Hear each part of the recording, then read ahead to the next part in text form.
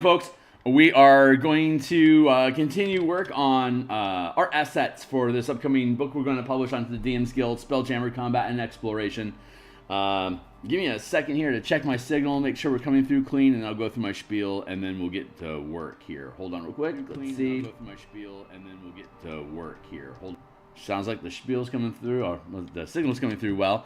If you follow me on Twitter, I've just posted that I'm live on Twitter. So if you want to follow me in the future, you can follow me at Twitter at Phil Kearney.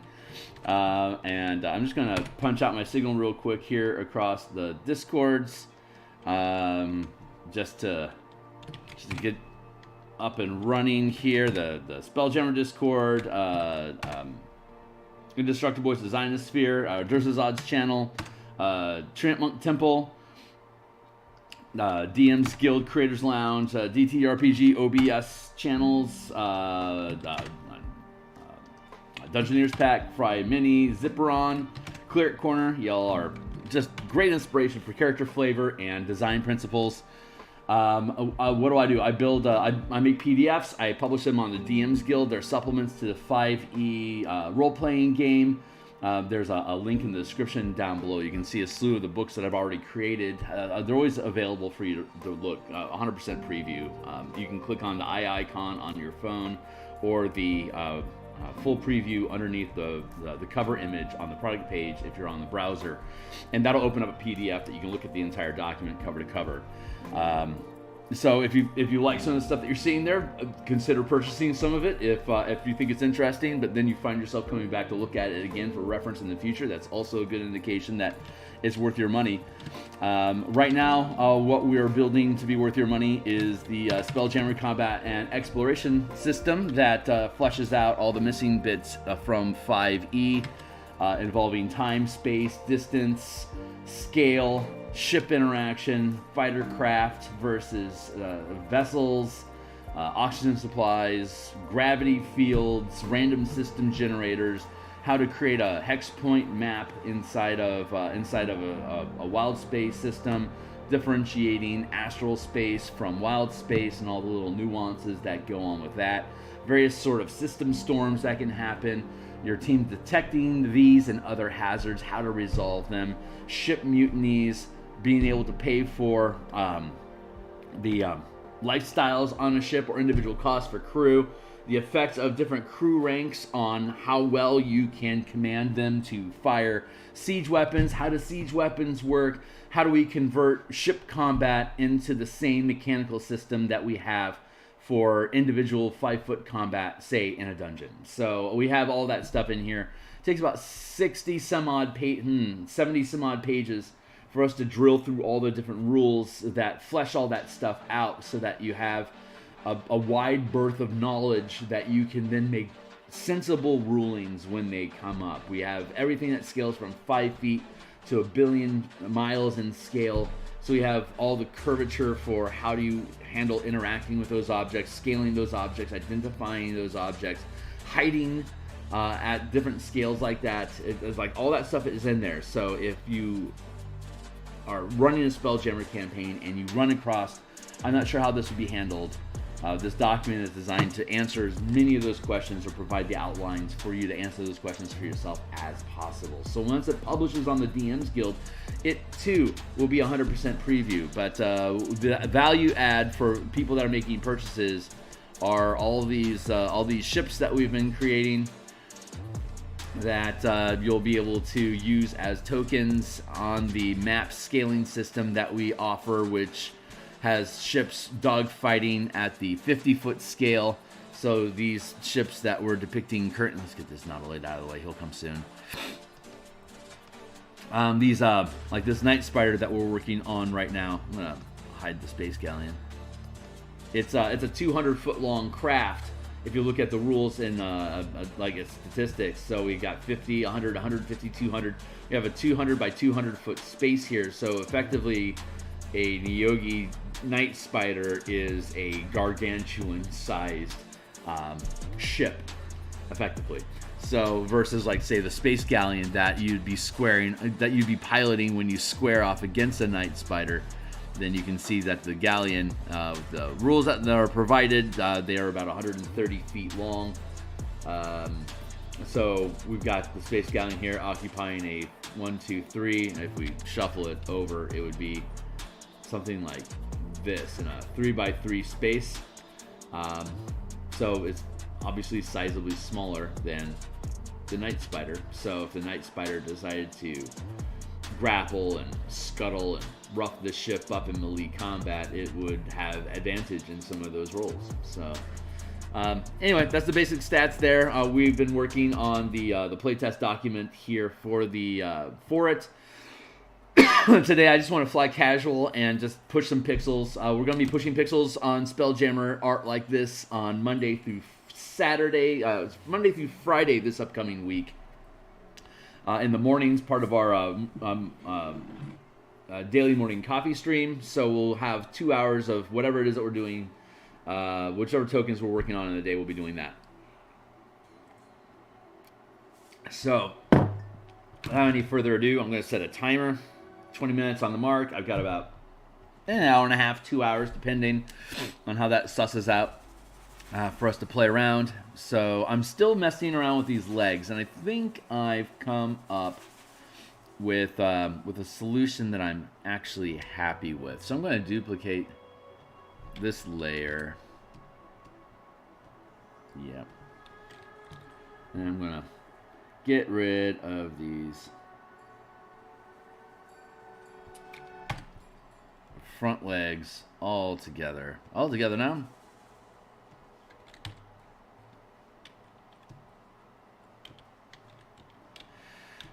Yeah, I don't know what your deal is, buddy. There we go. There and there. I'm just gonna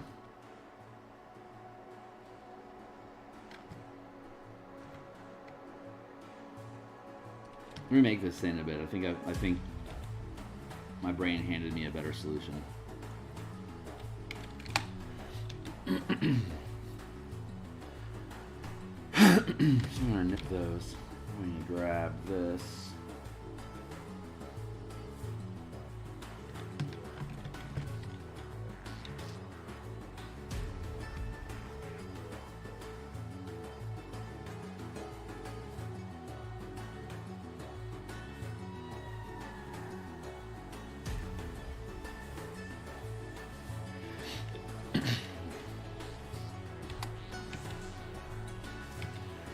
Let's break this in half.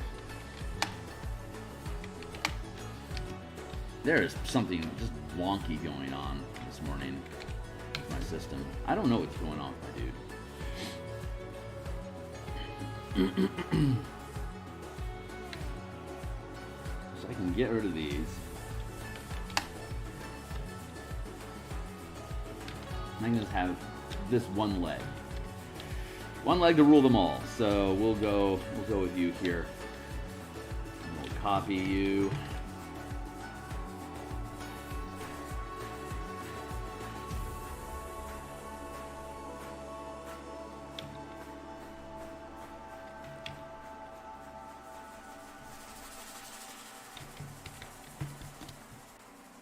Free transform.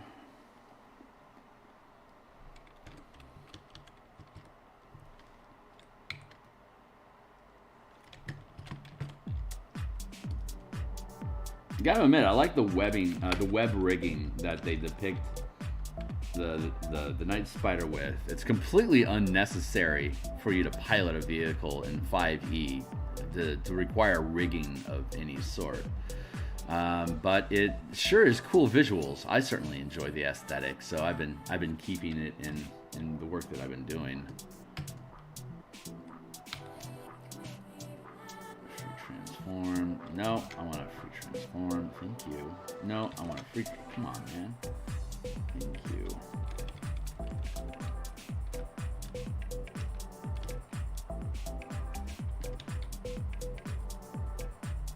Turn those joints down a little bit. Now, take this guy. Transform.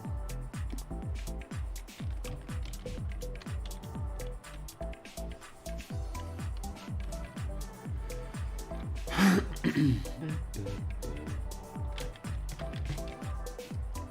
those over here like this.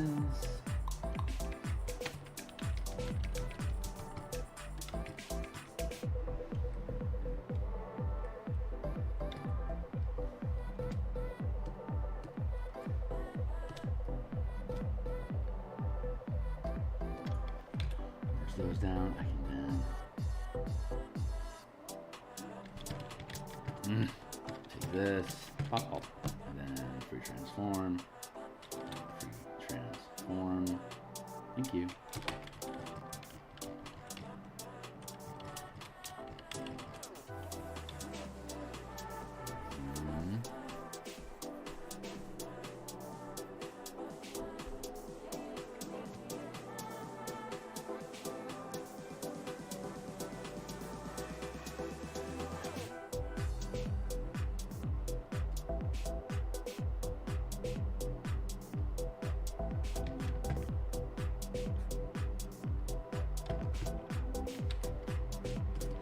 Yeah, let's see that. All right, we'll leave that be.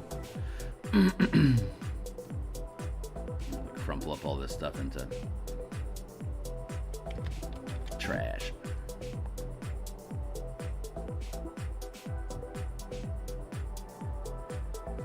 Yeah, okay. Turrets. Reference. Turrets.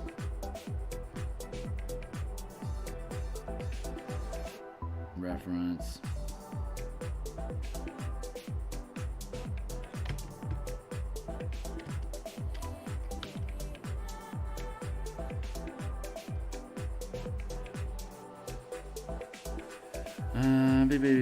Beep. Grab that.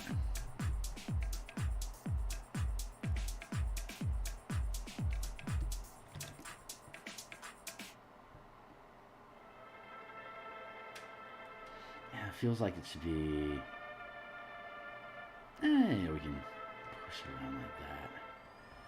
Keep it close to the frame. Here. And this we can.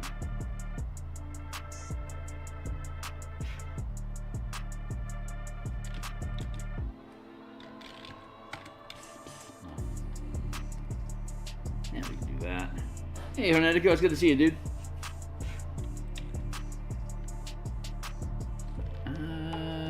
Duplicate this layer.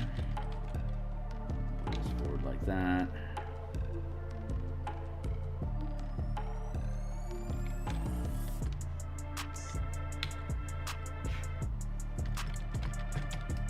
There we go.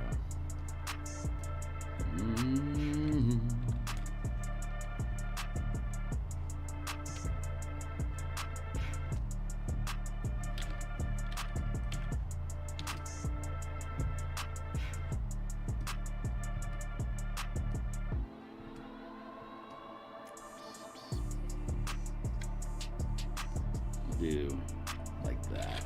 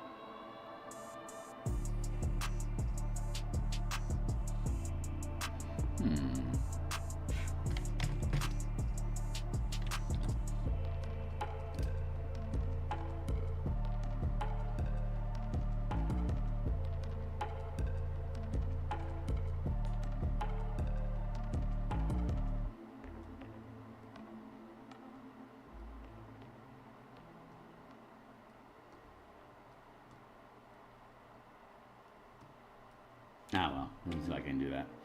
I don't like how I like the aggressive legs pulling forward, like sweeping forward, but I also don't want them taking up more space than they're supposed to. Like I want to try to keep these. I want to keep them confined into their designated footprints, so that they're, you know, depicting that they fill that space as opposed to a larger space. Even though they do have reach, reach is not a topic that we have to resolve with while we're dealing with tokens. Yeah, I'm okay with that.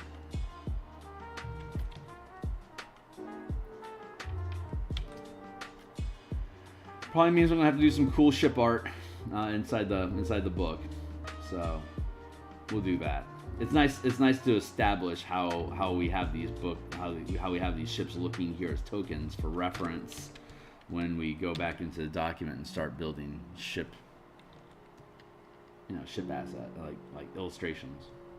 The word I'm looking for is illustrations.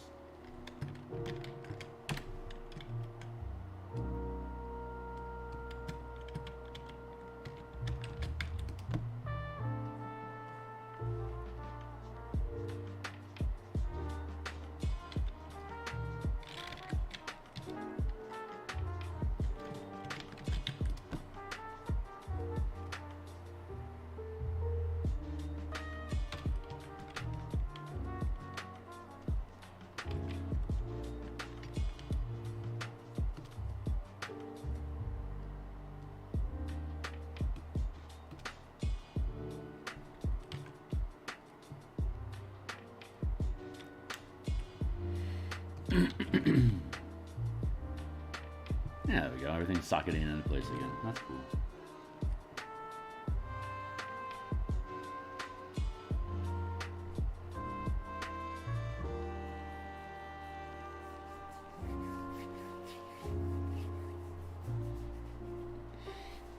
Barf. Good morning.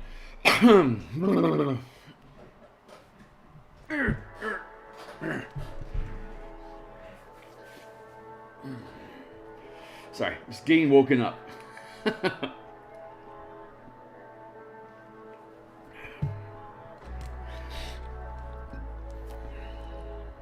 I got a request from Tyla, who hangs out with us on stream fairly frequently, asking about a build recommendation for a ranger using the martial power system that we've been developing on stream on Mondays. So on Monday, I am going to do some walkthrough of how I personally would make a mounted ranged attack ranger using the martial power system. So if you like and subscribe and then catch me on Monday, I'll be that's what we're going to do. We were planning on doing some sample builds anyway, so this is going to be a really fun. It was something we were going to have to do anyway to complete the book. So Tyla has requested that we place a mounted ranger as one of our samples. And so if y'all tune in with me on Monday, you'll see me walking through the decision-making process that I have for that. I already know what I want to put onto the character. I'm just trying to let it suss out into expressing the character that I want to. So check out, like and subscribe, hit the bell, and check out the playlist for the Martial Powers project that we have ongoing. That is going to be the next project that we pull forward on our workbench when the Spelljammer project here and the Eberron adventure are completed. Then we can shift our workflow to completing the Martial Powers project, do the book cover, send it off to edits, do all the internal stuff, build the mana play sheet, create mana tokens, all the bells and whistles that you expect to have go on with one of my mana productions.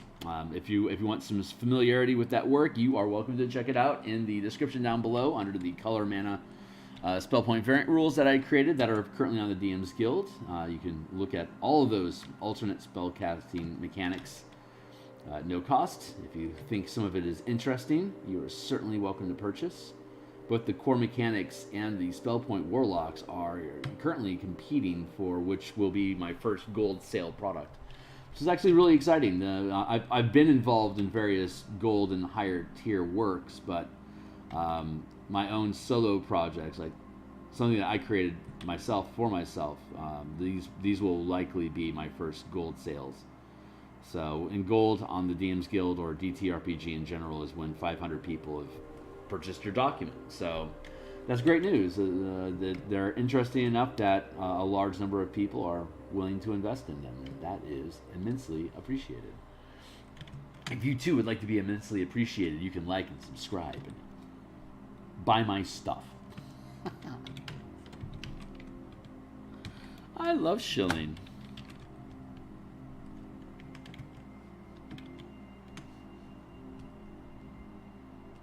What? Wait a second. Something went wonky in my life.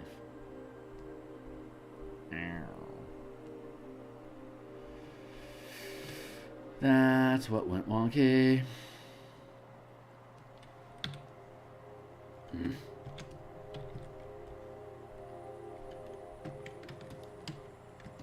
me that. Thank you. There.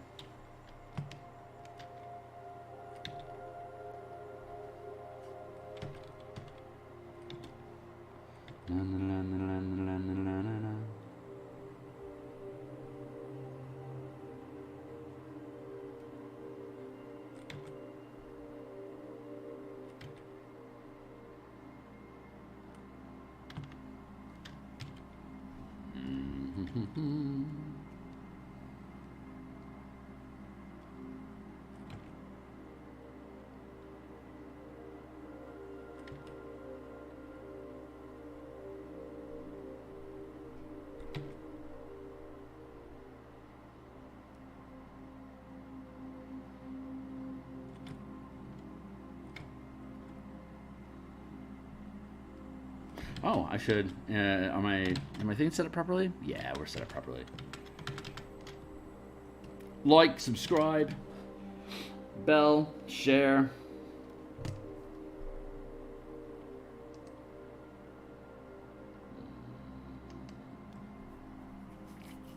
Let's take a look at this real quick. So here we are, seeing the in the layout document, the Word document we created for this.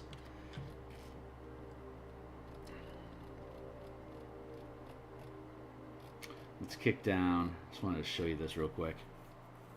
Combat section, ship roles, ship support role,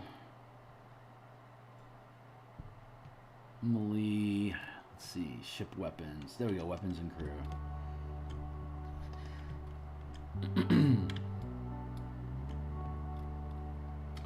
Okay, ship melee weapons. When you're using ship melee weapons, you can grapple. You can ram, and you can scuttle. So those are the three things that melee combat can do, and generally those are expressed as rams. So there's a list of ship melee weapons. You have rams that are at both the vessel and craft scale. Vessels are ships that fill more than one 50-foot square space, and craft are small ships that fill more than one 5-foot square, but no more than 50. So 5 to 50 is craft, and then 10 to 50 feet in size are crafts, and 100 to 500 feet in scale are vessels. So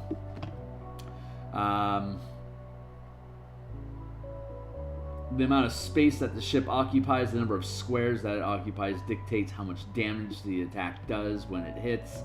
So like a mine, like these night spiders that we're working on. This is it's a 200 by 200 or 1, 2, 3, 4. It's a 4 square ship, a 200 feet size.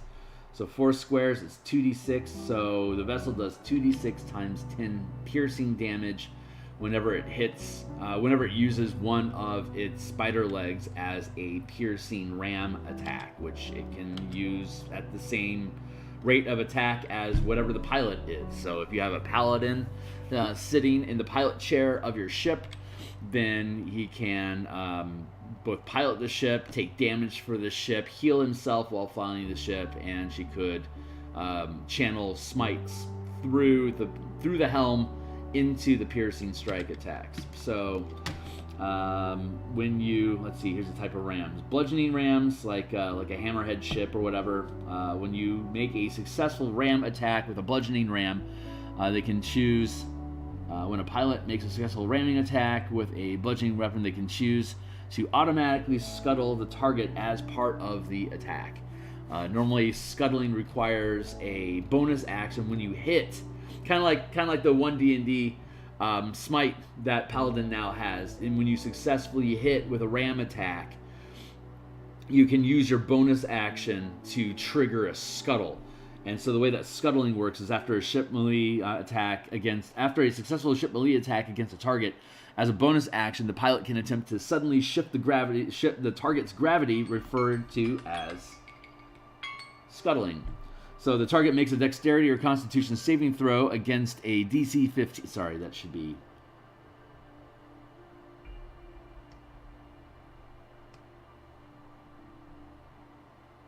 That should actually be strength. Strength saving throw. Thank you. Against a DC 15 or the pilot's DC, whichever is higher, if the targeted ship has more hit points than the attacking ship, the roll is made with advantage. If the targeted ship has fewer hit points, the roll is made with disadvantage. If the save succeeds, the target aligns with the attacking ship's gravity plane without any further effect. If the save fails, any creatures or objects that aren't secured take a number of d6s equal to the number of 50-foot squares the target occupies, minimum of d6 bludgeoning damage. For example, if a hammer ship scuttles a let's go with for example, if a hammer ship scuttles a wasp ship that occupies a 3x3 space, the crew and objects aboard the wasp ship takes 3d6 bludgeoning damage from the collision. Because, well, if we're looking at, like, say, a night spider versus, we'll compare apple to apples right now. You got a ship galleon which fills a 3x3 square, and then you have a night spider which fills a 4x4 space. If the night spider scuttles the galleon is smaller, so it's going to have to make it safe. Hold on. Here's something I think I like a lot is a sidebar here: hit points and size. So the way that SC&E has it established, that the number of hit points of an object is what determines if it is stronger or weaker than whatever object it's interacting with, whether it's a gravity field or grappling. So the way that gets logicked out here is by hit points and size. So as described above, the number of hit points a ship has determines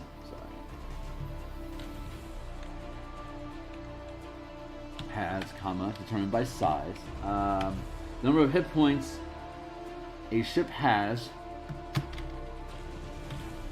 and we'll leave it be for now, we'll fix it, is determined by the size of the ship. When a ship is damaged, hit points can represent hull integrity. As the ship takes more damage, its hull integrity is weakened. If a smaller ship currently has more hit points than a larger ship, it has more hull integrity than the larger ship. And so the saving throws against the damaged ship's scuttling attacks are made with advantage. The DM can choose to declare the actual number of hit points an object has, or can instead confirm for players whether an object has more or fewer hit points than another. So they can make informed decisions about without the DM specifically revealing the current hit point total. The DM can choose which option is most beneficial to the adventure. So if you're running across two ships and they're both in perfect health, and the night spider is larger than the galleon, then the characters automatically know this ship has more hit points than the galleon because of the way that size equals hit points. But if they find the Neogi and it starts getting torn up, they can start asking them, does it look worse off than we are? And the DM can tell them, yeah, it is. So when they attempt to scuttle it, they'll know if they'll have advantage or disadvantage on the attempt. So that's the thought process that goes behind that. Scuttling ram. So if the ship succeeds, it takes damage. So if this ship gets scuttled, it fills 1, 2, 3 squares. So any people aboard the ship, if the pilot fails to defend the ship, then everybody and all objects aboard the ship takes the damage, which could also result in the helm pilots losing concentration from the damage taken, which leaves the ship exposed and inoperable until the pilot can get back onto the helm, spend an action or a bonus action to regain focus to take control of the ship again. So half the fun in space combat is knocking ships around so that it gets scuttled, so it can't go anywhere, and the shields go down, so you can directly damage the actual whole integrity instead of whittling down the pilot's hit points. So in that sense, these ships are like large temporary hit point flotillas, where when you're piloting them, you use your own hit points to protect the ship from damage, or you can let the ship take the damage directly itself. And when you get scuttled or you lose concentration, and you're not focusing on controlling the ship, its shields go down, and it's just however many hit points the ship itself has. So in combat, high-level characters defend their ship from damage. Low-level characters use the ship's hit points to protect the pilot from taking damage. So, and at some point you're going to flip in that equation. If you've got an 8th level paladin that's your pilot, and they've stacked up 80 hit points onto themselves, and the galleon that they're controlling has 130 hit points, between the two of them there's about 210 hit points, which is great news, because these night spiders are dealing 2d6 times 10 damage with a piercing attack. So you can start taking multiple damage like that, and the pilot can heal hit points to restore that shield buffer. So you're using your resources just like you would in a 5-foot scale dungeon when you've got a large creature that's jumping on you and trying to tear you apart and eat your hit points. So it works the exact same way, except that it's a ship instead of your character, and your characters are controlling the ship. So that's the thought process behind that. So you got scuttling. So when you use a ram, a bludgeoning ram, automatic, instead of using a bonus action, has a triggering effect from attacking, the ship's ram will automatically get to the scuttle. And then if you're using a piercing ram, when a pilot makes a successful ram attack with a piercing ram, they can choose to automatically grapple the target as part of the attack by impaling it. So if we go back up here and we look at grappling, a pilot makes a grapple check. A pilot making a grapple check makes a pilot check using the AC of the target object. A pilot making a grappling attack makes a pilot check against the AC of the target object, which is how you make attacks in general. Vessels can make a grapple attack against creatures and objects up to 500 feet in size, while within 50 feet at the 50 and 500 foot scale. And crafts, smaller vessels, can make a grappling check against creatures and objects up to 50 feet in size, while within 5 feet at the 5-foot scale. A successful attack roll with a grappling weapon results in the target being grappled. So effects of grapple. So this normally takes an action, either an attack roll, either an attack action or a bonus action. Either way, you can make the grappling check. But if you are using a piercing ram, when a pilot makes a successful ram attack with a piercing ram, they can choose to automatically grapple the target as part of the attack by impaling it. So you don't have to, like there's grappling claws, like scorpions have, and there's tentacles that like nautiloid have, and other types of creatures that can grapple your ship by grabbing it. But this specifically is when I'm using my ramming attack to stab your ship. If I'm successful, I automatically get to grapple you. So piercing rams are fantastic for boarding crews. Ramming ships are great for evasion, for evaders, because like if I like the ships that have battering rams, like the Hammerhead ship, for instance, it is a cargo vessel. It is largely a non-combat ship.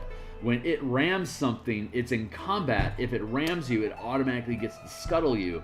And if it scuttles a pirate ship's pilot and their shields go down, they lose power on the ship, then they can lead off at warp speed, and it'll take the pursuing ship has to eat extra action economy just to get themselves back onto their helm so they can then start to pursue. It gives the Hammerhead ship a head start to try to leap ahead so that it can try to yeet out of range.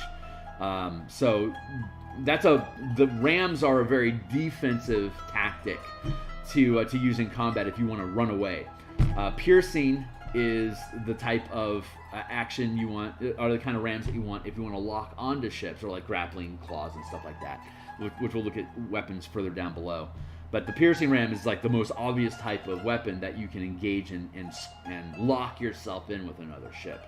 And then slashing rams, which are basically like just massive blades. It's like a 50-foot scimitar hanging on the front end of your ship, which we can demonstrate here, because with these combat and tactics system that we built, star mods come with slashing rams. So the prow of the Star Moth is now a slashing ram. So it's got mangonel, it's got ballistas, and it has a slashing ram. So most ships have some sort of a ram they can use, and if they don't, they can still ram as a blunt ramming attack. They just don't get to automatically scuttle the target, and they'll actually take damage themselves if they do.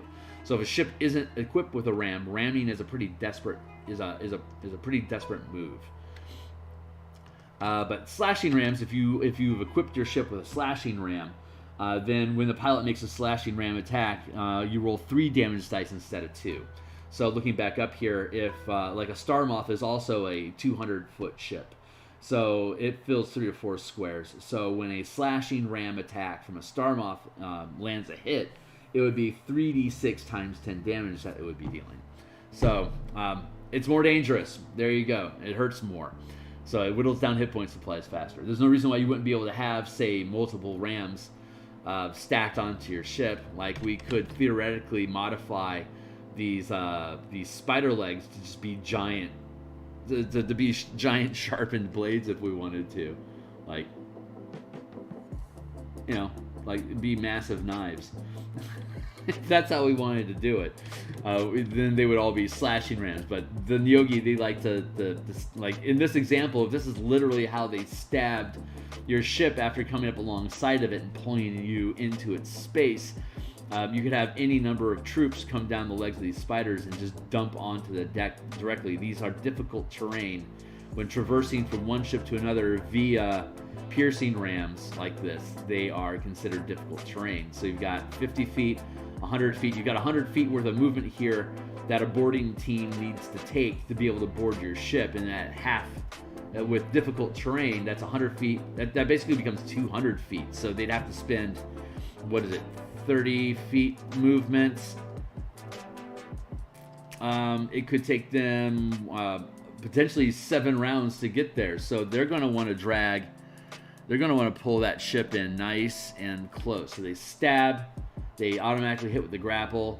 They can then pull you close to their ship so that they can lessen the distance that it will need to get from one ship to the next. This would be scaling down to the 5-foot scale, so that you can have, like, say, 100 feet on, you have your 2 ships on deck with each other. So we pull this into the 5-foot scale and then be able to move troops from one to the other. And at this point, they're only about 60 feet away, so it'd take 2 rounds for them to go from the Theurgy deck to your deck. And that would give you 2 rounds of buffing and setting up your teams to defend against the boarding crews that are coming on board. And you still have the mangonels that can be firing at crew as they attempt to come across the deck. Actually, you wouldn't, because they'd have cover, but you can. They have if they're adjacent to a object that's 50 feet or larger in scale, creatures have cover, and as long as you have any form of cover, siege weapons can't shoot you. It's when you're out here floating in space by yourself or flying around independently that siege weapons can attempt to target you, albeit at disadvantage. But being able to move from ship to ship, you don't automatically just pick off stuff with your ballista unless it's too big to benefit from the cover that it may be adjacent to, in which case you would then be able to attack it. So, but all these mechanics are laid out here in the rules. So I just wanted to share that with you, just to give you a better idea of what is it exactly that we're trying to do here with these rams and with these legs and why. So the a ship can only be attacked or grappled by a number of limbs, tentacles, rams, etc., equal to the number of spaces the ship occupies. So like you could do 1, 2, 3, 4. You could potentially have up to 4 rams, like 4 piercing rams, impaling the ship, or you could have, like, if it's a nautiloid that's attacking this Theurgy, you could have up to 4 tentacles wrapping around the ship. Let's look at that combat and exploration cover again real quick. So a nautiloid is about 120 feet, and a star moth is 200 feet. So a star moth fills 4 squares. So we've got what? We got 1, 2, 3, 4, and this one isn't quite grappling yet. So you've got 4 tentacles that are attempting to grapple this star moth, and the star moth has to make a successful remove grapple. It has to end the grapple effect for each ram to be able to completely break free and get away. So if you stay locked up in close scale combat like this with a ship that's packing a lot of grapple weapons, like a nautiloid for instance, then that you're going to probably want to go to deck to deck physical combat so that you can kill off the creatures that are controlling the tentacles. That might actually be easier than your pilot attempting to break free of the tentacles, because he's got 8 of them. So if you knock one off, the other one can just wrap on. You knock that one off, you still have 3 tentacles that you aren't dealing with, which is why it's depicted this way. It's starting to overwhelm your ship. So for you to even be able to get away, you got to get rid of 4 of them. There's always another tentacle ready to replace that one that you got rid of. So your action economy is going to be tanked if this thing grabs you, and that's by nature. Because we want to have opportunities to operate, like you want to have reasons to keep the hell away from these ships so that you continue maneuvering and dogfighting at the 50 and 500 foot scale, because you want to avoid being grappled if something has overwhelming grappling capability. That makes it a really dangerous ship. But when that happens, you zoom into the 5 foot scale and then just do deck to deck combat, and you can use your ballista weapons and whatnot to just continue attacking the ships directly, while your boarding crews go aboard and try to get the pilot out of his chair so that he can't continue the grapple. If a pilot's disabled, if you can scuttle them, then you can automatically win the check to disengage from grapples. It just takes a couple actions for you to untangle all that crap. So scuttling a ship is super useful if you can do it. Anyway, that's the thought process that goes behind that. As we get further into actual doing layouts for this project, we'll be able to look more at what these mechanics are and how they interact, and we'll have all these tokens built, and we'll have the maps that we've been building that we can use them to depict how these ships are interacting inside this document. So I just wanted to share that here for a minute with you guys to see where it is that we're going with this stuff.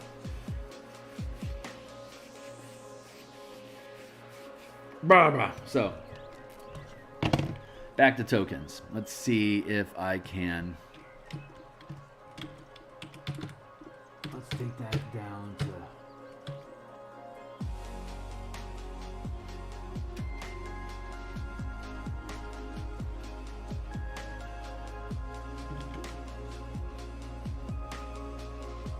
I'll play with webbing, because I love how the Theurgy are depicted as having webbing as their sails. Hey, Tyler. Thanks, my dude.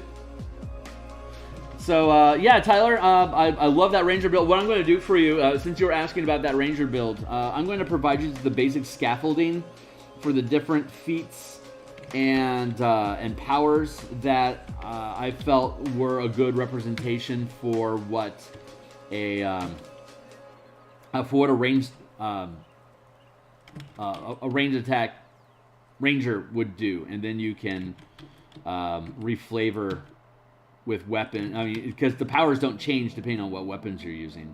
So selected feats, and I'm not liking this web interaction in here. So yeah, so it's malleable. So you can swap it out, like if you want to use archery or javelins or a crossbow or a shotgun, whatever it is that your DM allows.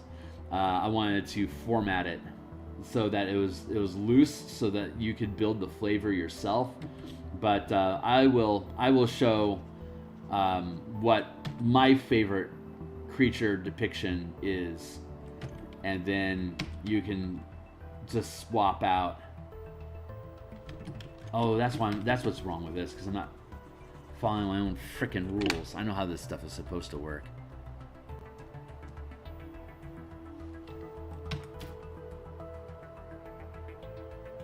It's supposed to start. I remember how to do this from grade school.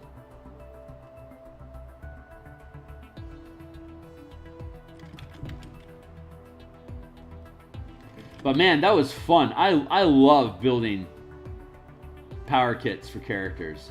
It's super fun. But that is how I'm going to, that's how we'll spend our Monday lunch. But I can catch up with you when we're done, if you'll be around, and walk you through what it is that I'm proposing that we build, so that you have it just offhand for you to build your own character with right now. But also so you know what it is I'm looking to present on Monday, so that you're on board. Since you requested it, I want to just make sure that you're in the loop of where it's at. But I'm excited. I am really, really excited just to share a simple little build. It's super fun. There's that, and then we're going to do here.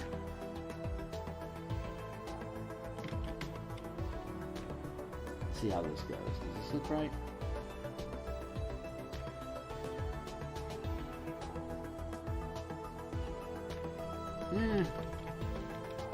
Not really. Let's see if I can do it different.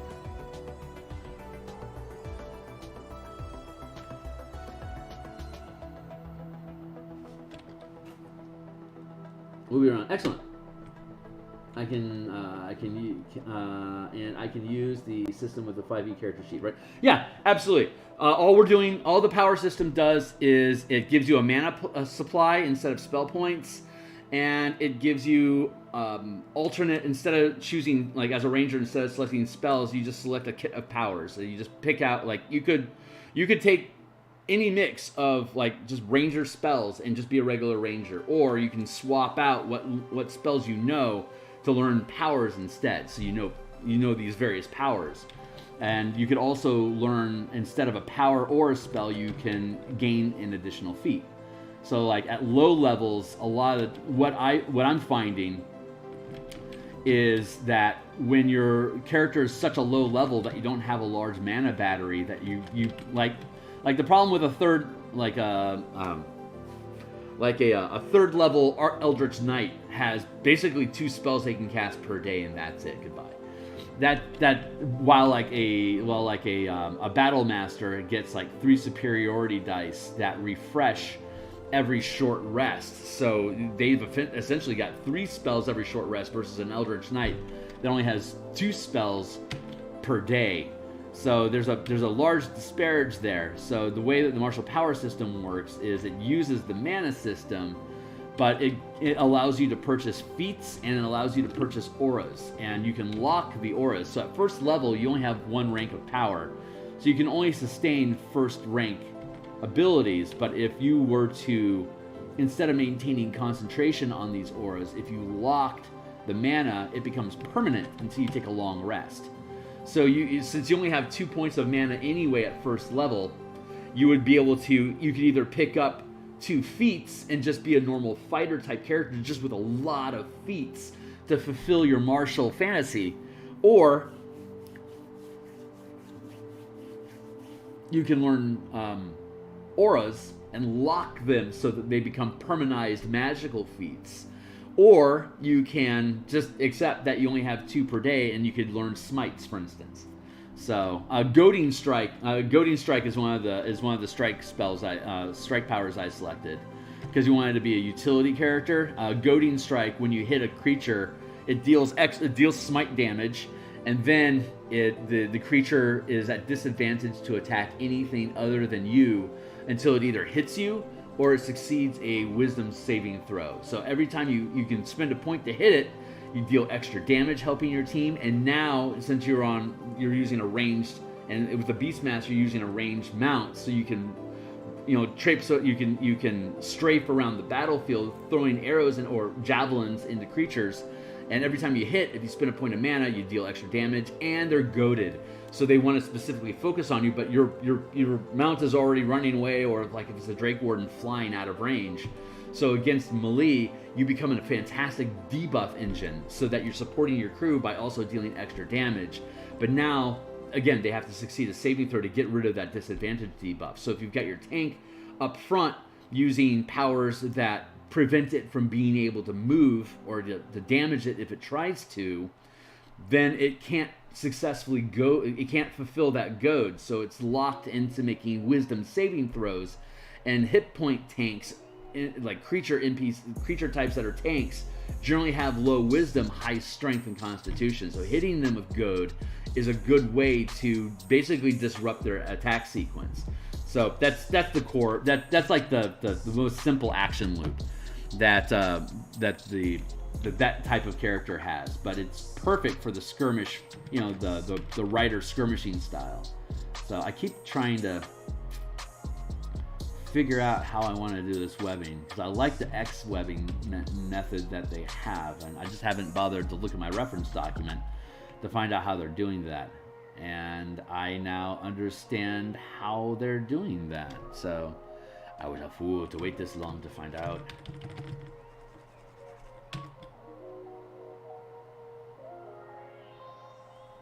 I can do like this.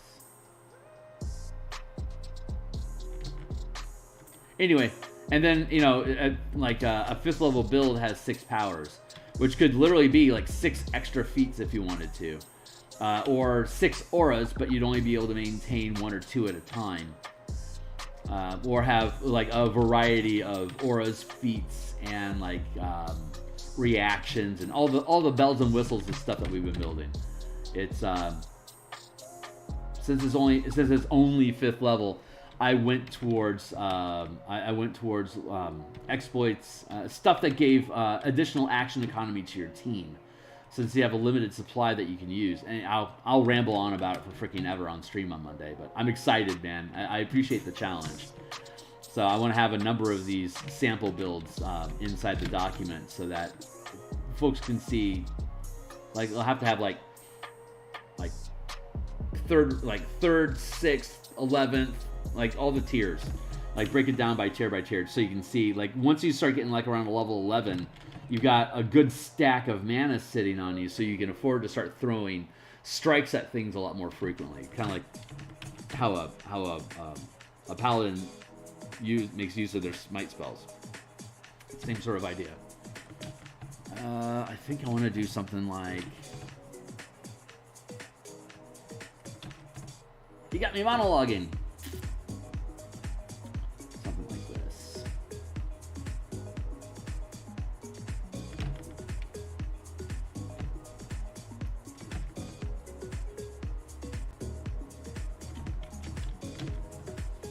See, if I tie up all its limbs with webbing like this, it can't use them to grapple. So I'm not happy with that. I'm also not happy. I'm just not happy with how this webbing is turning out between the legs. So let's do frickin' take 4. We'll figure it out. That's a good point. I want to have this. It's a sail. They're acting like sails. So I want to really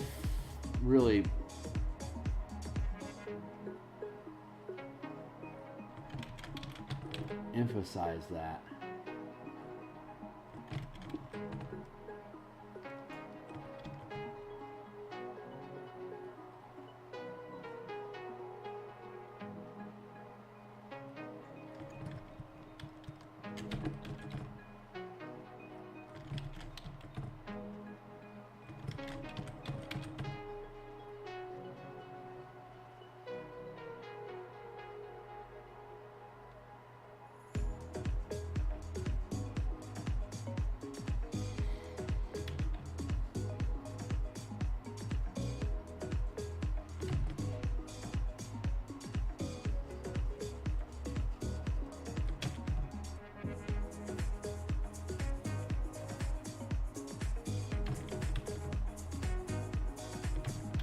We'll figure this out.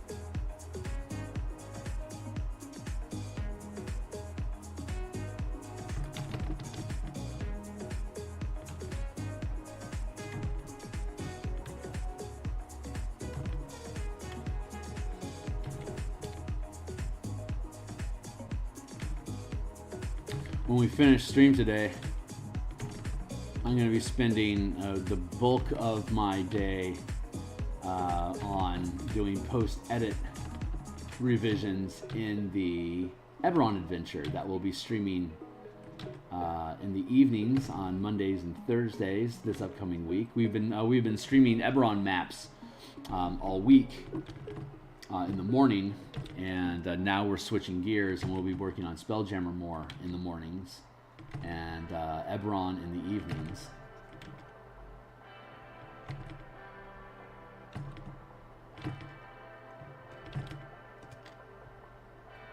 Transform equals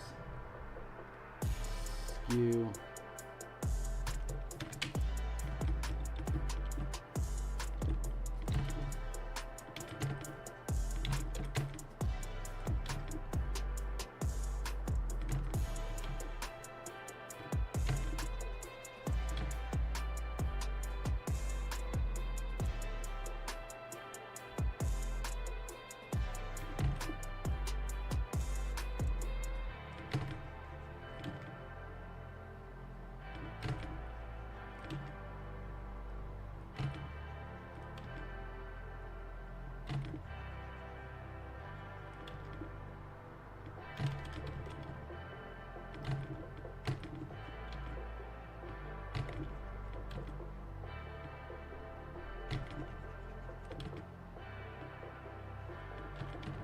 Okay, let's go with that.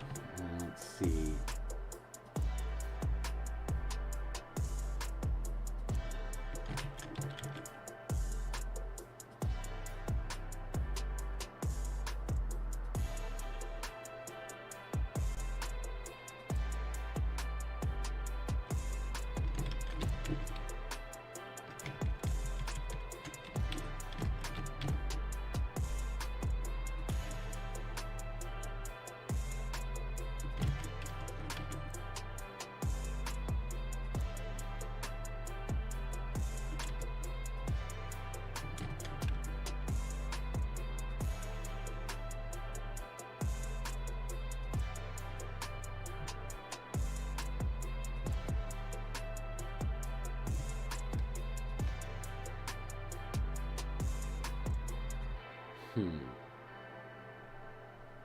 Almost. Not a fan, though.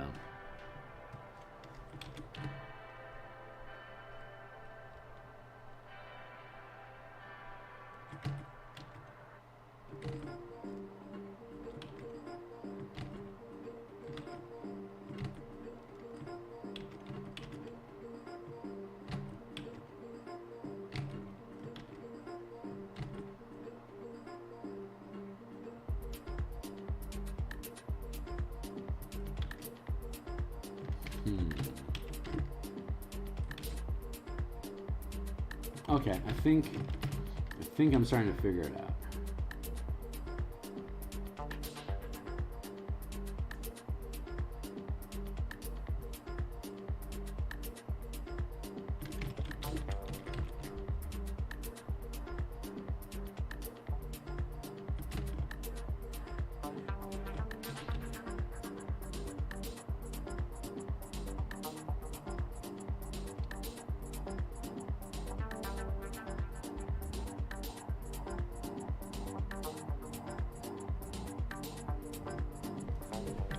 That'll be the best way to do this. I am going to mute my grid.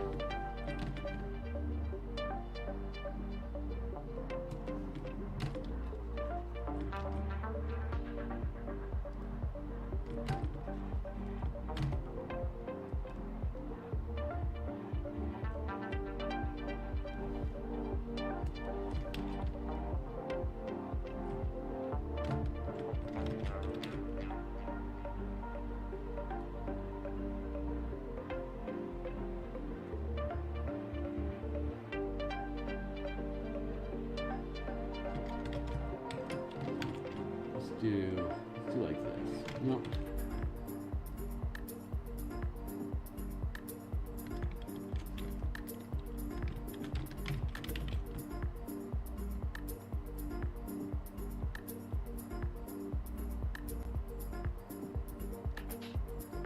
Now we're finally figuring things out.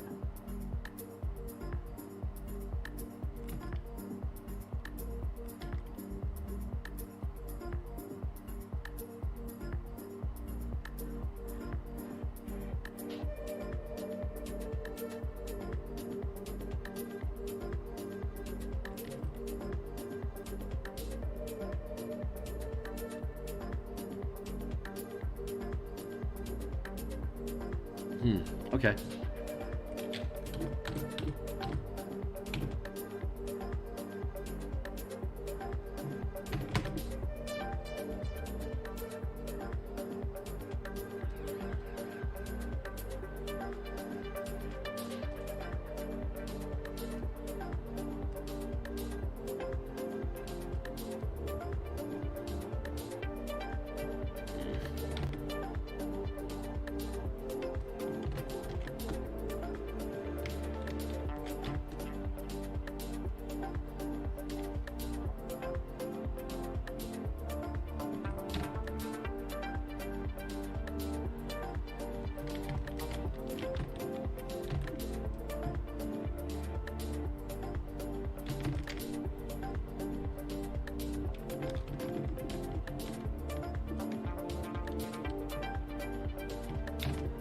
That's better.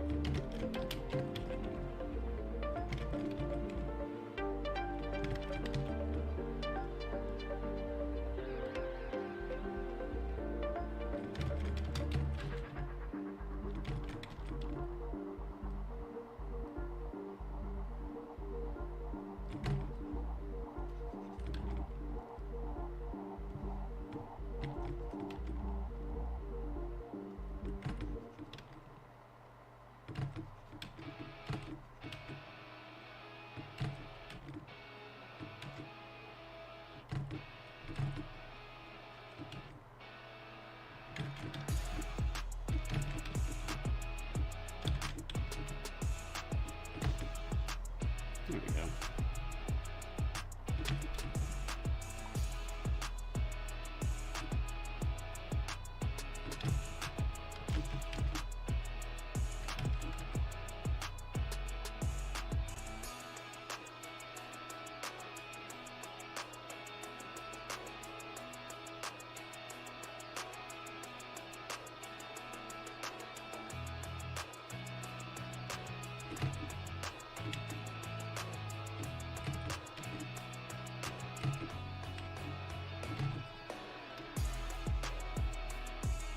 Yeah, that's not good. So that was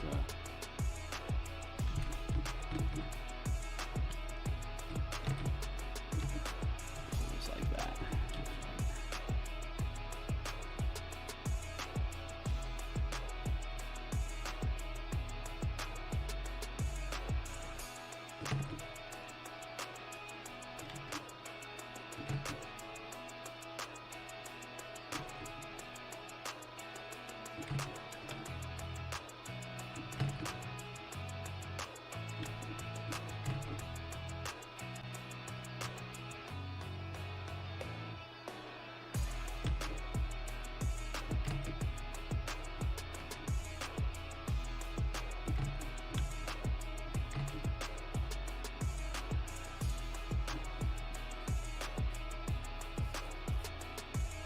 We'll leave that be.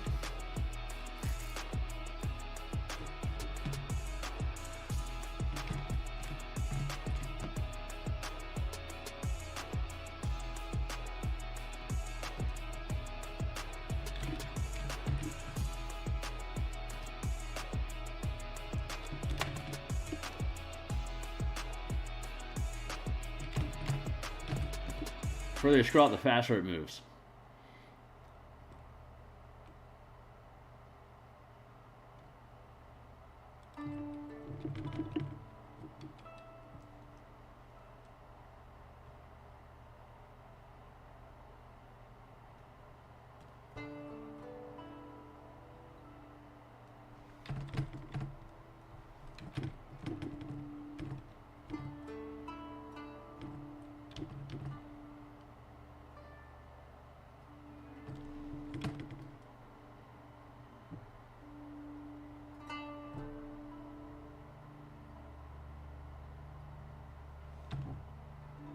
Whew, boy, oh boy.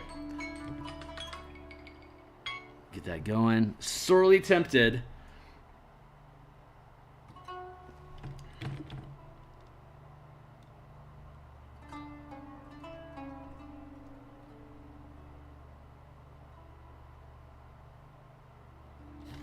To do to do like that. I don't want to create a net over where the gun pods are at though. So I think I'm just gonna leave them. I think I'll just leave it like that.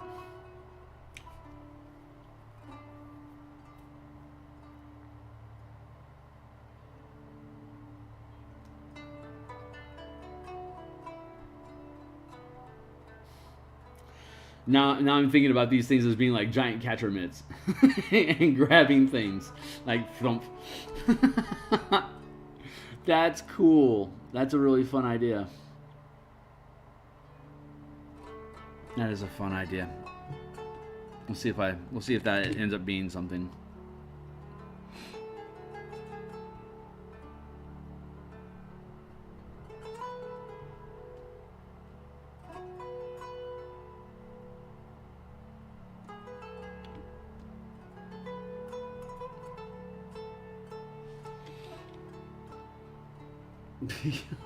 Beyond Night Spider Edition. Let's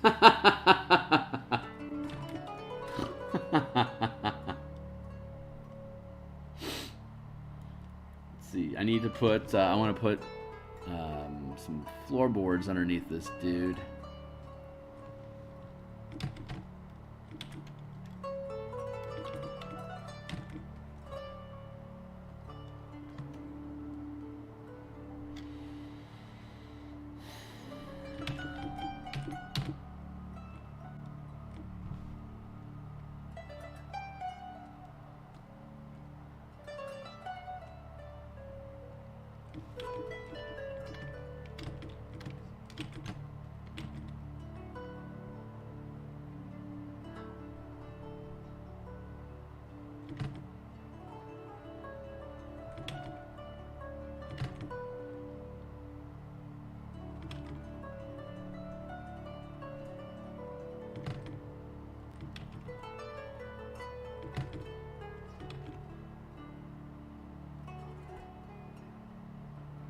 So all the maps are done for this. And we're down to those last 2 creature tokens, which I'm hoping I can resolve those by, hopefully by the end of Monday. We've still got like, Jesus, how many ship tokens do we have left to do? 1, 2, 3, 4, 5, 6, 7. We still have 7 ships to complete after this one, and then we have 6 craft as well. So that's 12 ships that we need to finish, and we have to do the floor plans for the craft as well, since those are new designs that we're introducing in the book. So I suspect we're going to be doing art assets like this for probably another 2 weeks.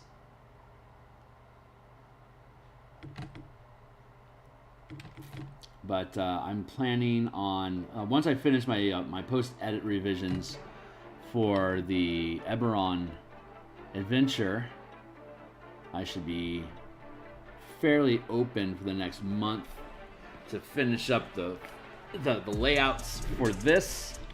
And then start layering in the illustrations and artwork and stuff. So I'm anticipating I think April is still reasonable for release date on this.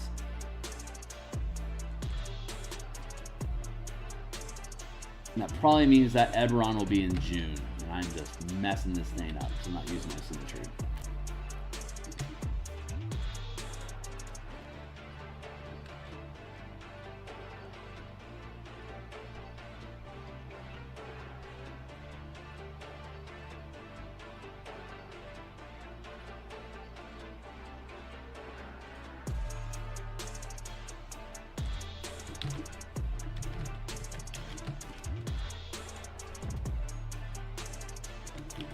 I know if I were to ditch one project, I'd be able to really push out the other, but it just doesn't feel right. I feel like I should be doing both of these at the same time. It might not be the smart decision, but it's what my heart's telling me to do, so it's the best decision. Where's that down? Where's that down?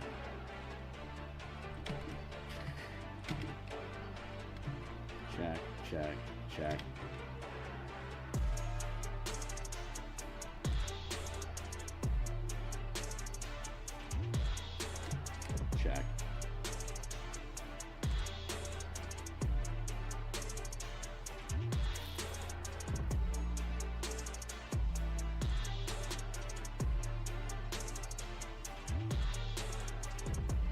Gotta say though, once one of the books is done, then we are going to be able to move through the Martial Powers project as my only project very quickly in comparison to everything else. It's also a smaller document. It's only going to be like 50 pages as opposed to like the 120 that this one is, like the 110 that the Eberron will be. I mean, those are massive lift projects. So once we clear them from our plate, life is just going to be super easy, barely an inconvenience to be able to crack out these additional works.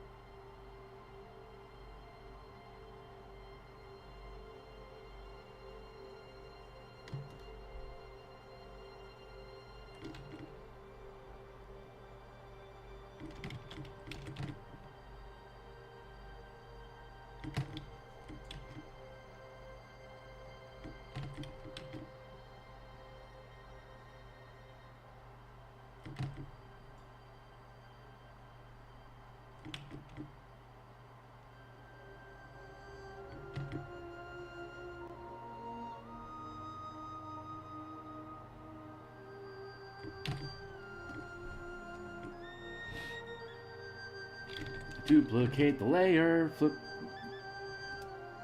That doesn't match the rhyme scheme. Go like that.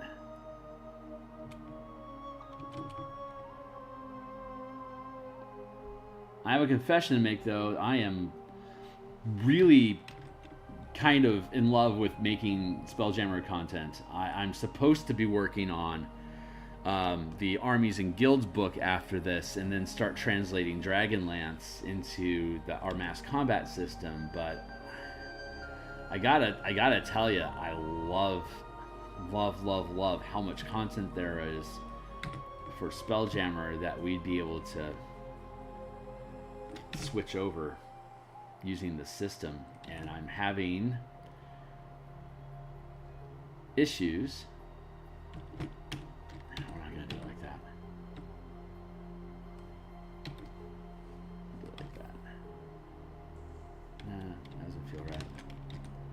Just leave it like that.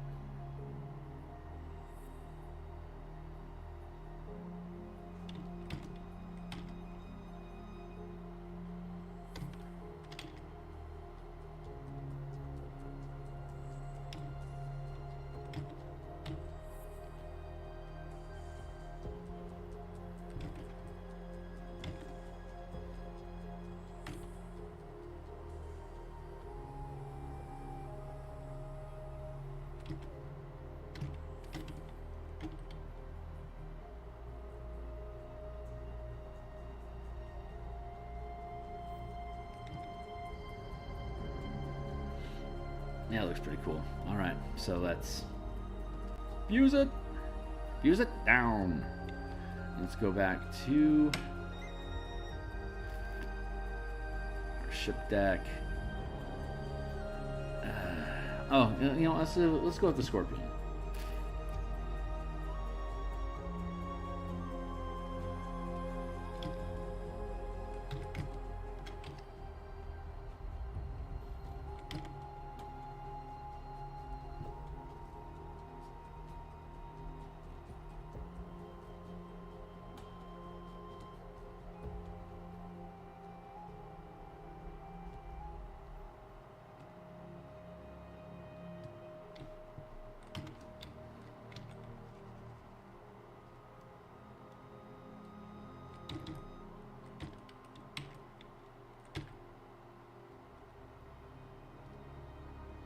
I really want to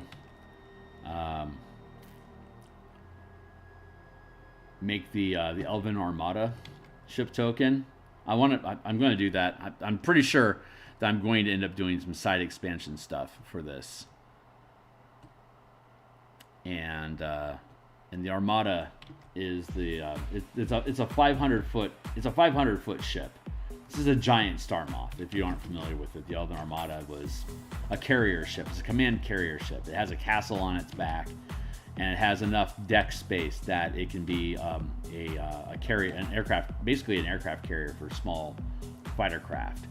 But since the Spelljammer combat exploration, Spelljammer's Invention in Space doesn't support ship combat or fighter craft for that matter, there's no real reason to include the Armada, but instead they have the Light of Xeraxis adventure that has the Imperial Citadel, which instead of being a 500 foot ship Armada, it's a 1 mile. It's a 10 by 10 500 foot square battle station, which is cool because we were able to stat that out and make it a boss fight at the end of the Light of Xeraxis adventure. For your fleet to fight. But the Armada itself is just a super cool ship that I want to deck out. But I don't want to. There's a scope sprawl is a serious issue to projects like this, where you're translating something that has a ton of content, that you have to kind of limit how much of that content you're including in your initial work so that you can actually get your work done. I mean, at 100 and some odd pages, this thing is already just a mammoth. And but I wanted to include Light of Xeraxis, like 30 pages of this, which is going to end up after layouts and illustrations. There's going to be more like 40 pages of this document is going to be just translating Light of Xeraxis into the system. It doesn't make any sense to sell Light of Xeraxis as a separate thing, because you have to have this to be able to use that. So as a general marketing idea, including content with your product that is designed to use your product, like having it included is generally a good idea. But once this thing's published, I can create expansions that I can then make as like little bundled tack-ons, right? Like I could sell Light of Xeraxis on its own, but it wouldn't really generate any sales, because how am I supposed to use this? Well, buy this with this other thing. So that just, I don't know. I like bundling stuff. I think I'm pretty good about setting up bundles and strategizing them. So I'm just gonna go with my gut on how those are going. I don't know, I guess I'm telling you guys my plans.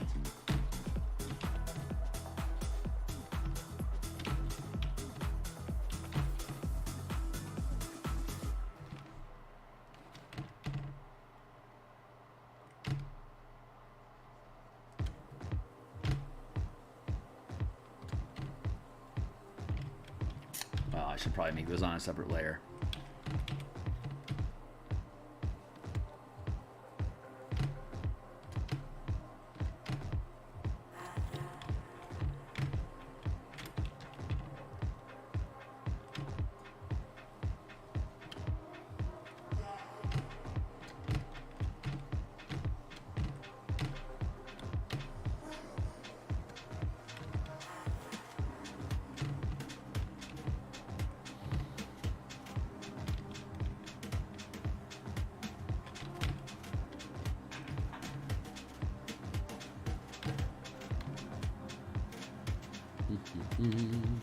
Let's see, each pixel.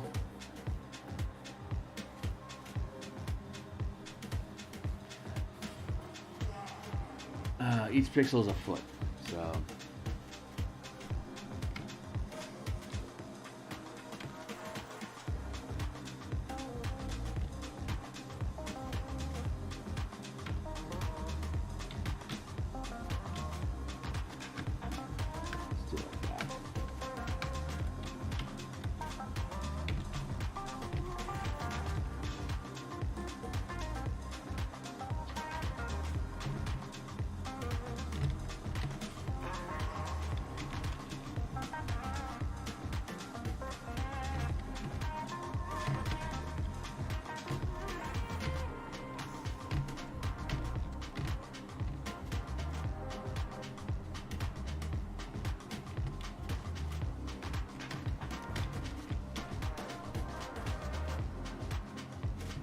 One, two, three.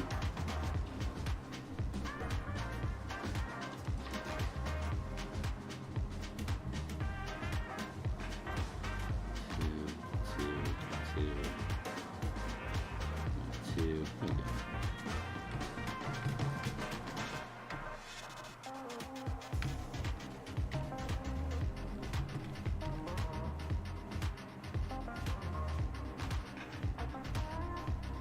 Plans within plans. Hey, Muad'Dib. I'm excited though, man. This thing is cool as shit. Hopefully people will appreciate it.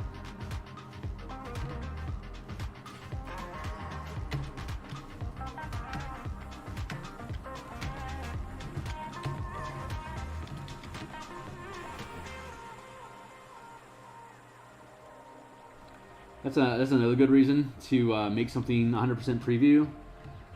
So that you're not forcing people to overcommit on experimental ideas. I am a third-party publisher after all. I don't have a reputation of quality.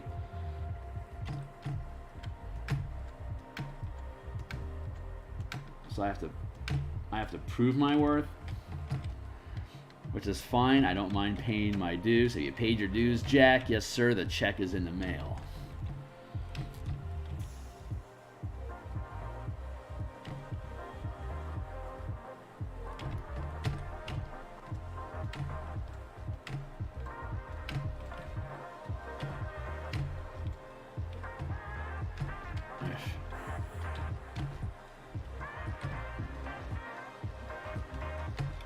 Tap your favorite head up against the wall of the bar.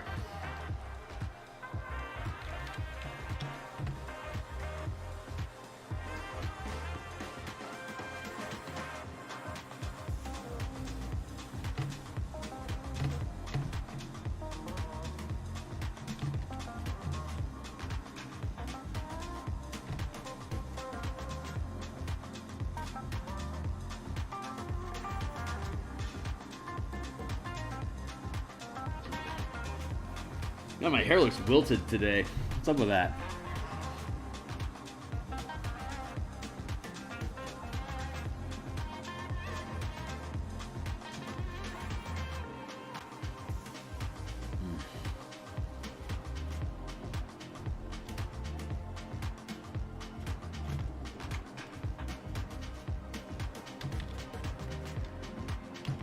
All that business down. And then duplicate.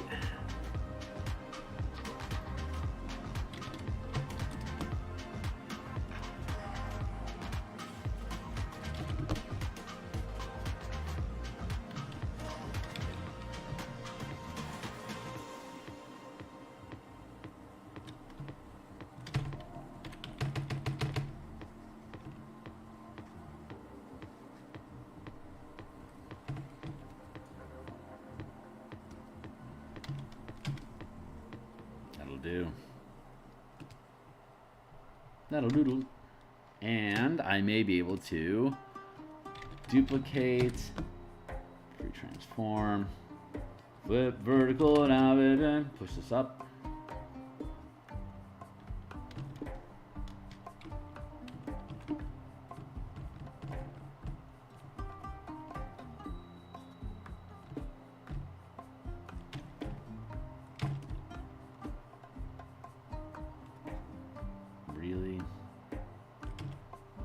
get fucked up like that. I hate you sometimes.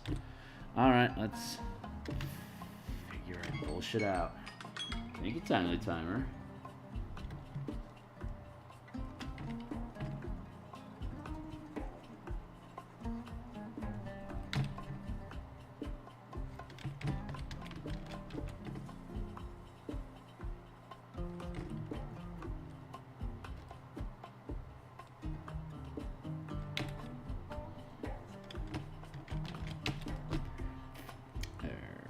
Transform equals flip horizontal now, baby.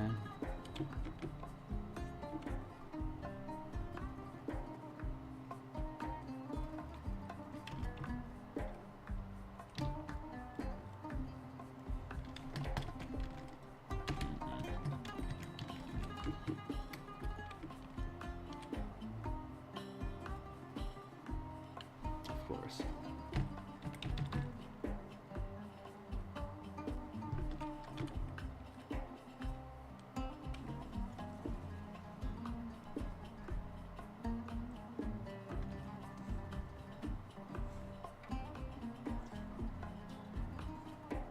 Yeah, I made a pretty large tactical error in building all of these tokens, in that they're an odd number of tokens, an odd number of pixels wide.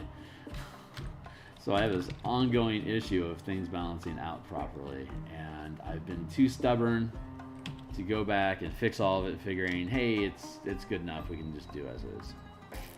But I'm seeing how occasionally it pisses me off.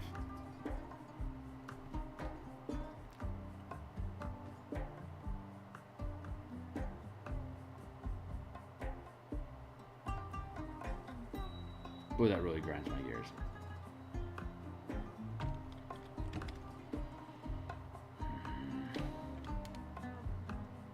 Really just irks. Let's see. So what am I going to do about it? Instead of complain, what am I going to do?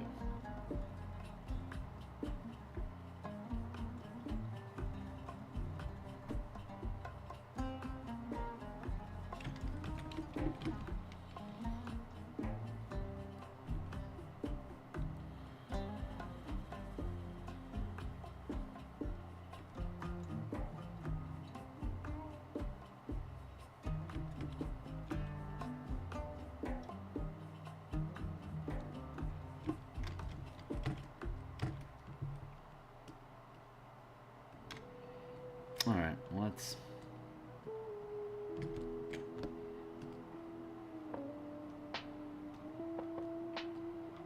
be the change we look for. Biting the bullet.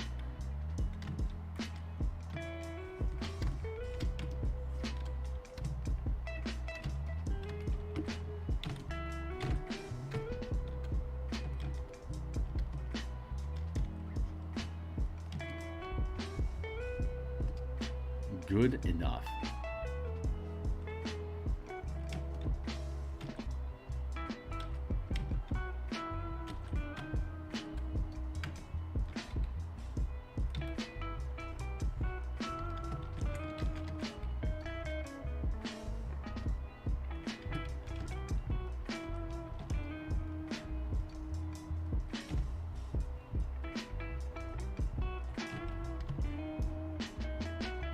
Yeah.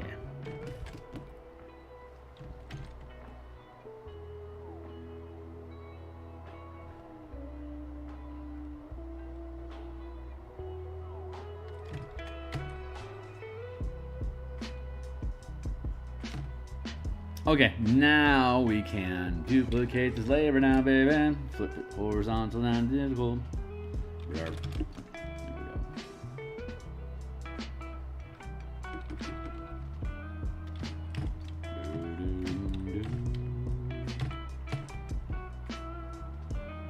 Smooth jazz.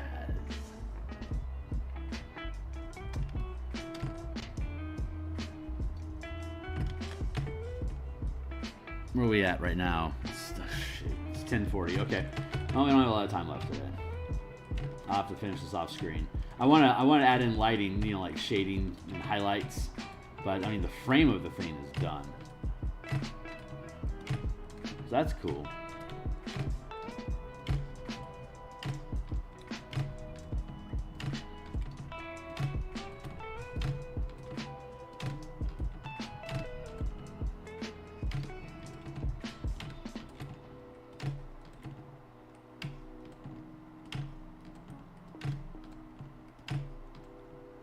Nerf.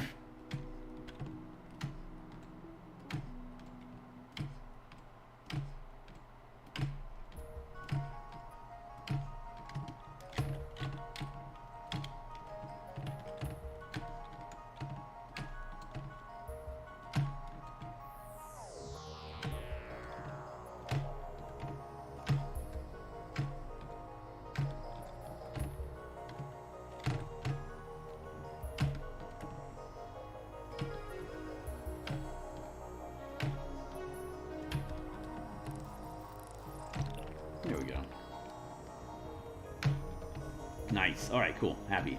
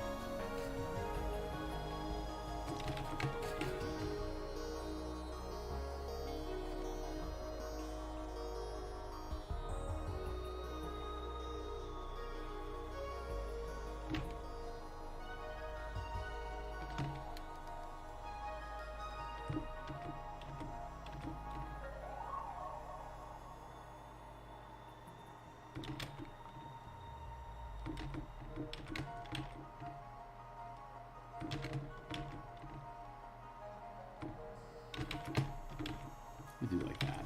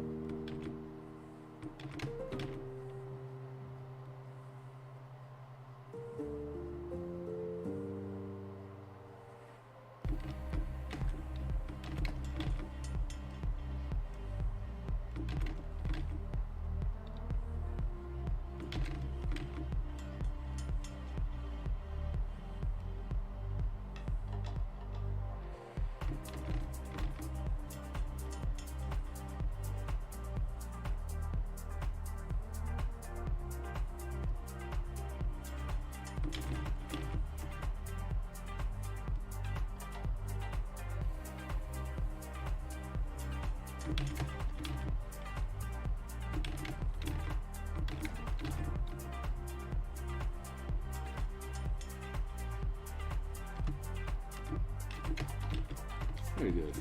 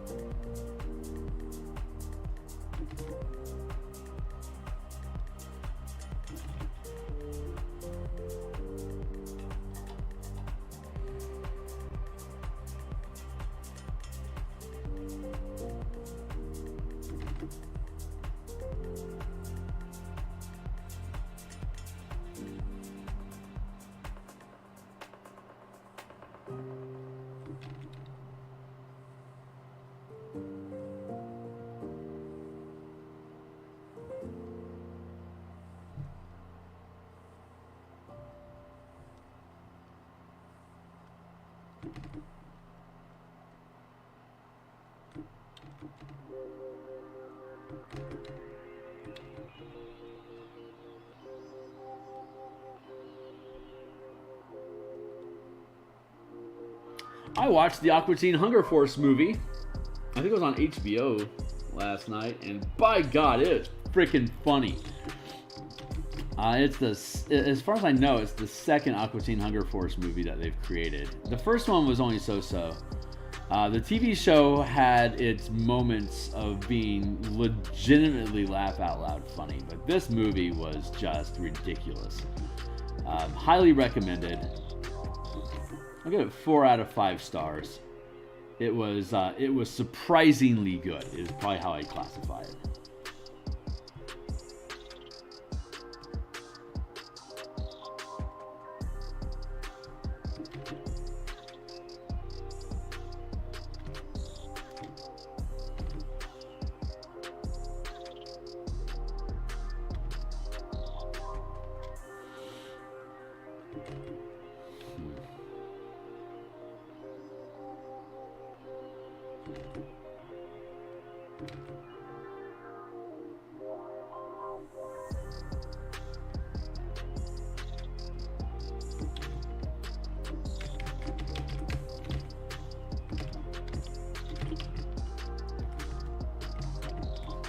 Alright, we'll get rid of all this.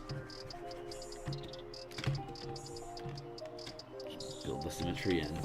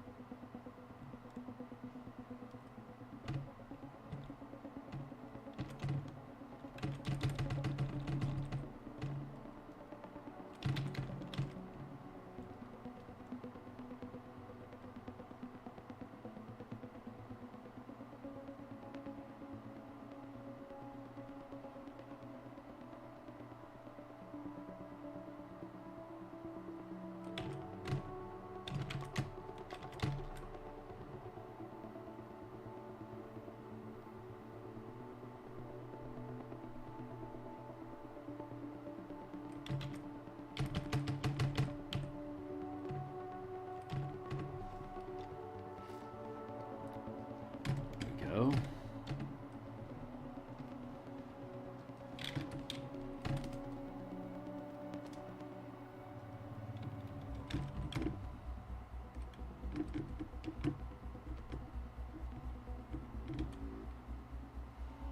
There.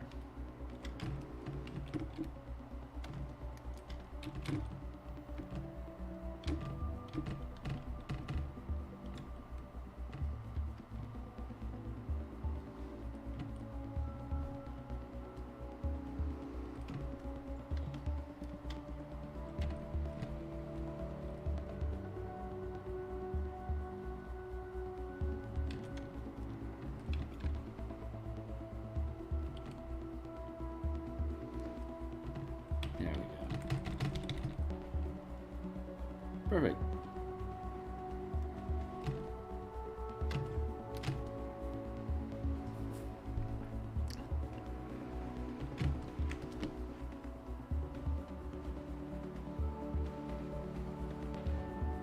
Oops, yeah, I don't want to merge something like that. That's a dumb idea. Here, merge those down.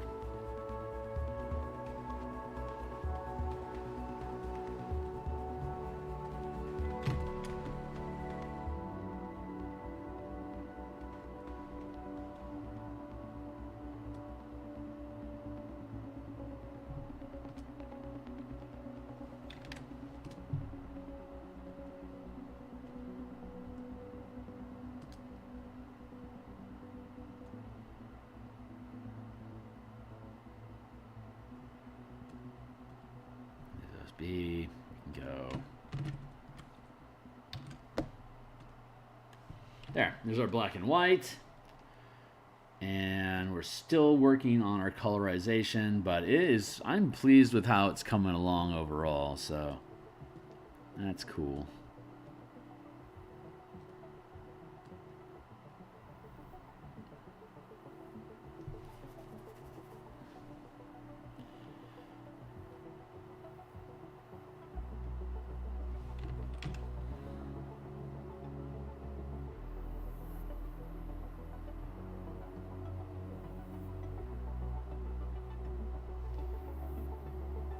Yeah, nice.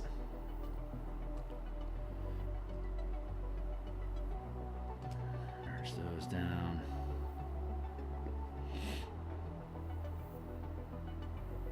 I don't really need that. Okay, that's cool. Throw those in the scrap.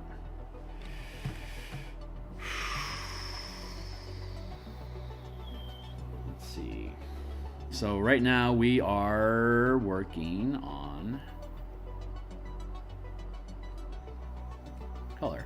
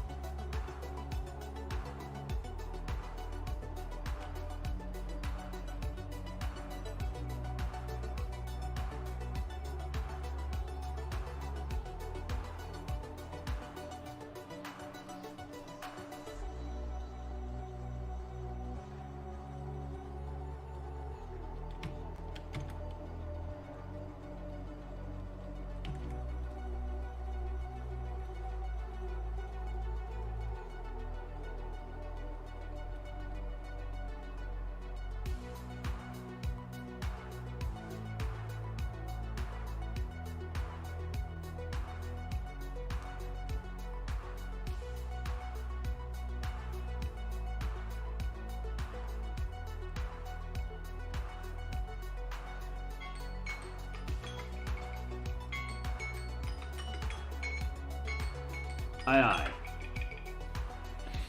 Almost done with our day. Almost done for the day.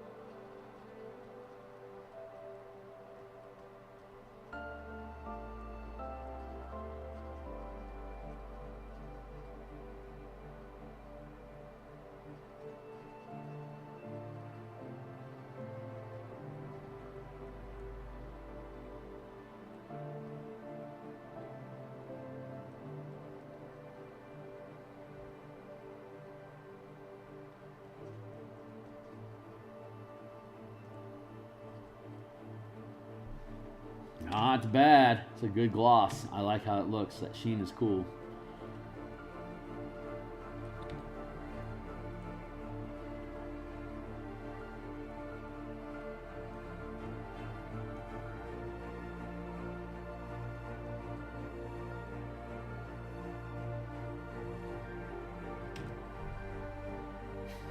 That looks so cool.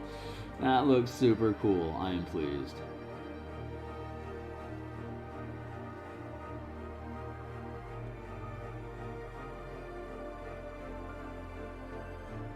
Not quite done yet, but looking super freaking fine.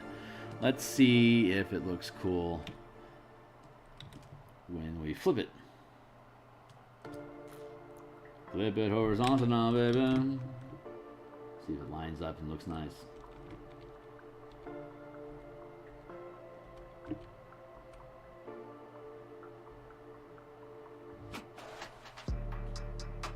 Not quite.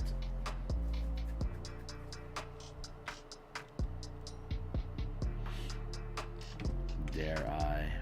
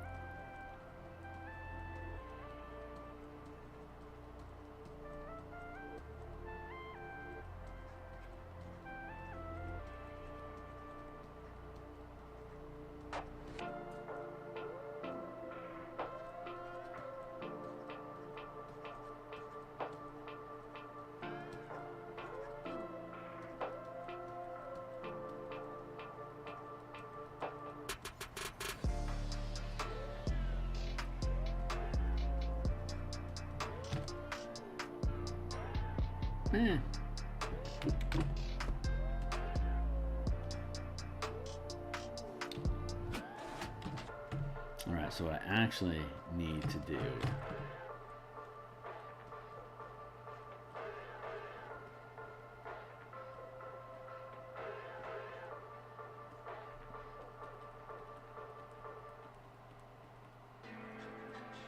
is push this out to make the gap. There we go.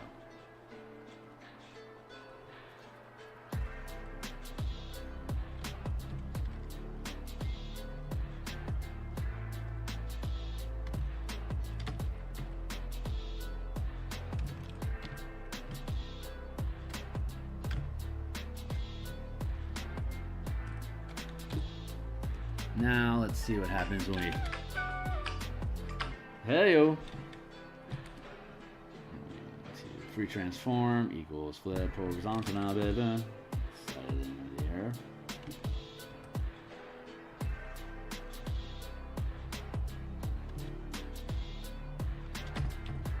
Jesus, why is it so difficult?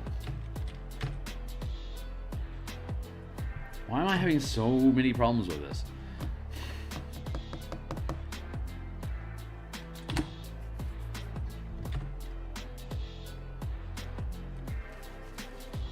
Let's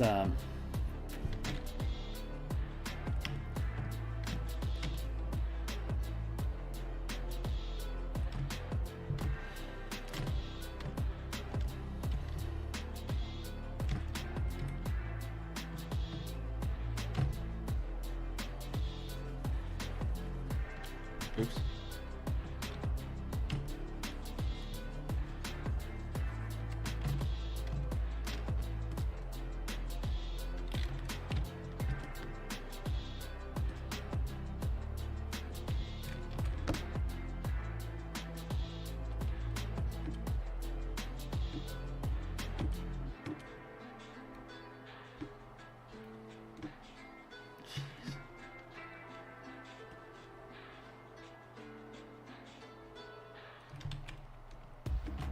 Is it like the whole thing is tilted and I don't understand it, or I just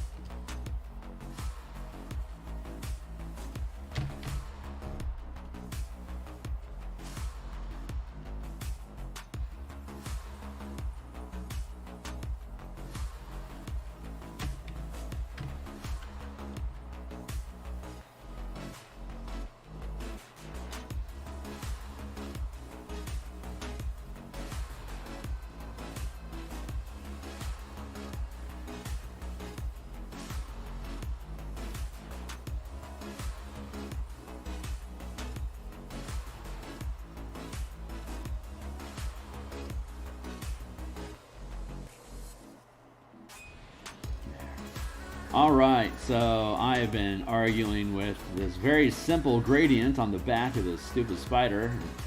That's a good indication that I should be done for the day, because apparently I'm just not smarting good anymore.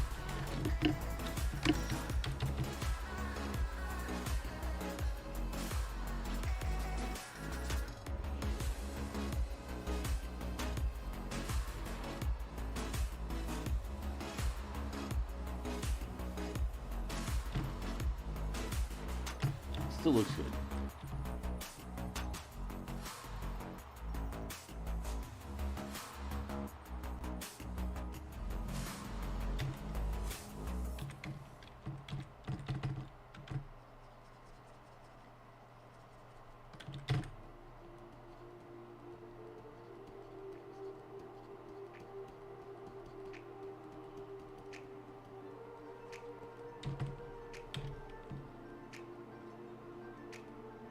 Yeah, that was easier.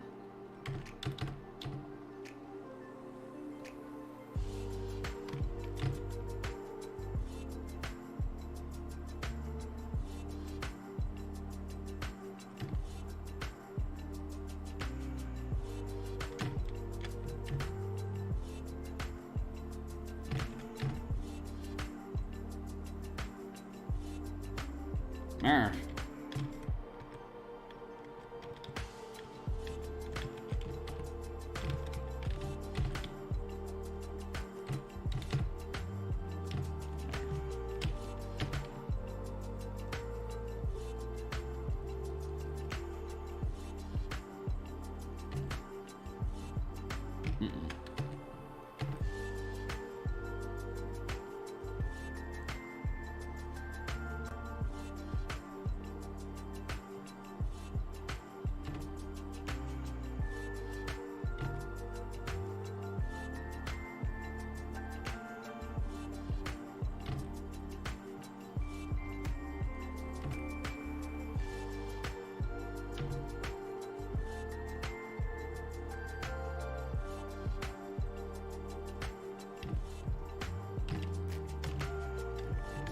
there. All right, great. We'll go ahead and just end it here for now.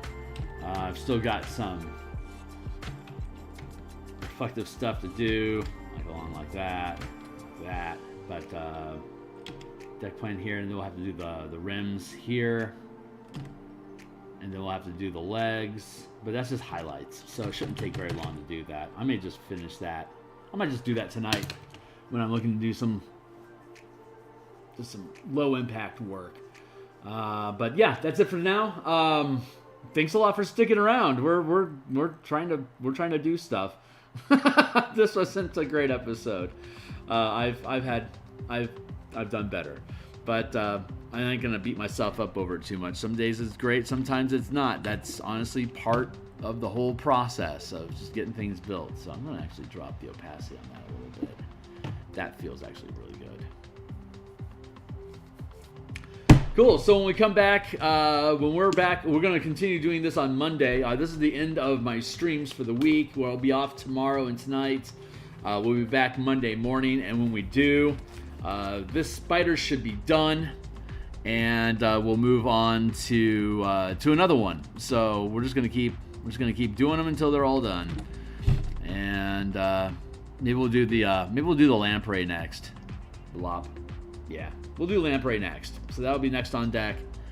I'll finish up this night spider over the weekend, and I'll show you guys it when we're back on Monday. So timing, we'll be back. It's 11 o'clock now here in Seattle. I'll be back in 33 hours for the Monday morning coffee stream, and then we'll be looking at the Ranger Skirmisher build that we have for Martial Powers at lunchtime in 49 and a half hours. And then Monday night, we'll continue working on the Eberron Carnathy Necromancer underground research facility map.